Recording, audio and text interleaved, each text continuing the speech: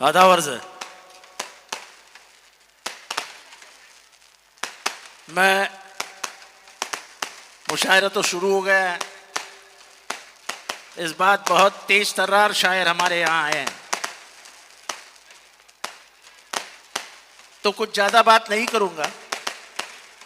पिछले 2 महीने पहले ही मैंने बहुत बातें की थी आपके साथ, और मेरे बातों पे नहीं, तुमने जो कुछ प्यार दिखाया, मैं मानता हूं कि यह प्यार की जीत है। नफरत के सामने प्यार जीता है। और मुमरा वालों ने क्या करामत दिखाई, तो विरोधी पार्टियों में 1 लाख से जीतने वाला इकलौता आमदार तुम्हारा लाडला जितेंद्र आव्हाड है।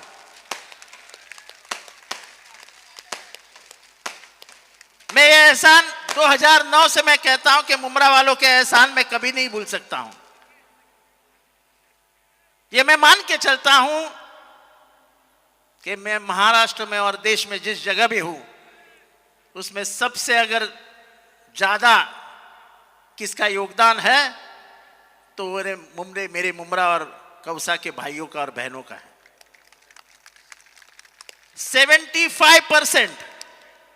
75% of the total votes polled. ये मजाक नहीं है, पर मजाक नहीं है लेकिन असलियत भी है। ये शानदार जीत क्यों है, तो मुमरा वालों ने पहली बार दिखा दिया कि सेक्युलरिज्म क्या होता है। मेरे सामने एक मुसलमान उम्मीदवार था, लेकिन आपने हिंदू मुसलमान नहीं किया, और जिसने काम किया, वक्त पे जो खड़ा रहता है, उसके साथ आप खड़े रहे। ये जिंदगी भर का मेरे ऊपर का एहसान है। लोगों ने तो हवा बना दी थी, अरे गया, इस बार तो गया। आपने ऐसा गलाया कि फिर से वापस नहीं आएगा। सबसे दुख क्या है, मैंने 3 चुनाव लड़े, लेकिन पैसों से हम मुमरा खरीद सकते हैं, ये 3 चुनाव में नहीं दिखाई दिया। ये पहला चुनाव था जहां पे माहौल ऐसा तैयार किया गया था कि हम पैसे से हर एक आदमी को खरीद ले सकते हैं।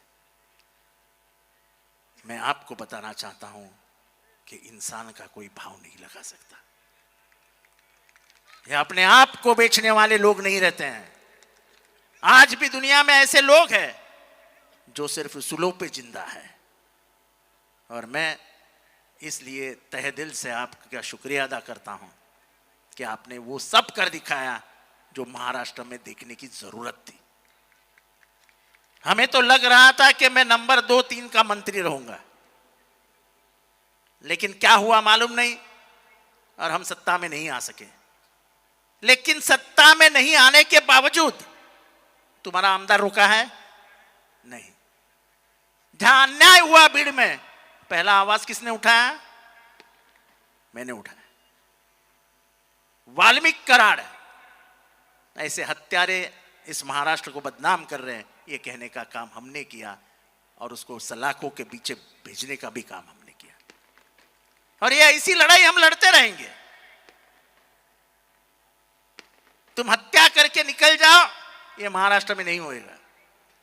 और इसलिए ये लड़ाई लड़ने की ताकत मुझे आपसे मिलती है, काम करने का हौसला मुझे आपसे मिलता है। मुझे अंदर से जो ऊर्जा मिलती है वो आपके प्यार की ऊर्जा है। और फिर से एक बार आपको ज्यादा वक्त न लेते हुए फिर से एक बार आपको शुक्रिया अदा करता हूं, और दिल से झुक के आपके सामने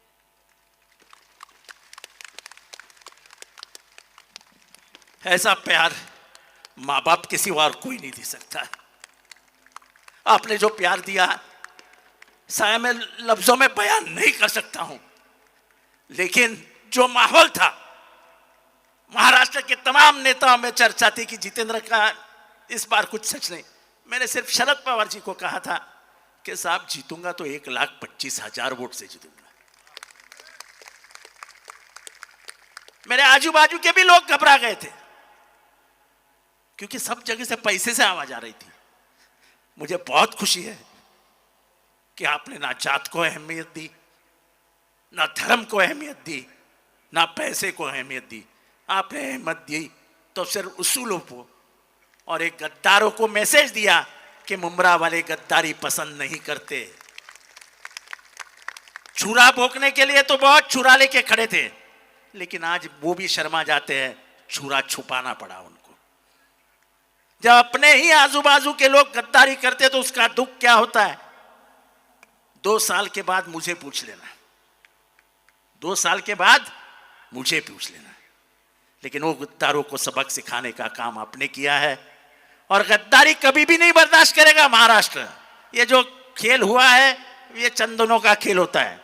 आज भी लोगों को लगता है कि मैं सत्ता में जाऊंगा। मैं आपको कहता हूं, चाहे कुछ हो जाए, मर जाऊंगा, लेकिन मेरे उसूलों से कॉम्प्रोमाइज नहीं करूंगा। सत्ता कुछ नहीं होती यार, सत्ता आती है जाती है, लेकिन जिस दिन उसूल बोझ दोगे तुम अपने आप को बाजार में बेच देते हो। और मैं बाजार में बेचने के लिए मुझे मेरे माँ बाप ने पैदा नहीं किया है। तो आपके सहारे, आपके आधार पे ये तुम्हारा सिपाही खड़ा रहेगा। और सेक्युलरिज्म की, संविधान की, आज 26 जनवरी है, हमारे संविधान के, हमारा दस्तूर का की आज सालगिरह है। यह दस्तूर बचाना है, इस देश का गणतंत्र बचाना है, और इसके लिए आप सबका आधार लेके ये का बच्चा आपका ये आपका आमदार, आपका सेवक, आपका आदमी, आपका लोक सेवक काम करेगा। इतनी ही बात यहां पे रखता हूं, दुआओं में याद रखना। खुदा हाफिज।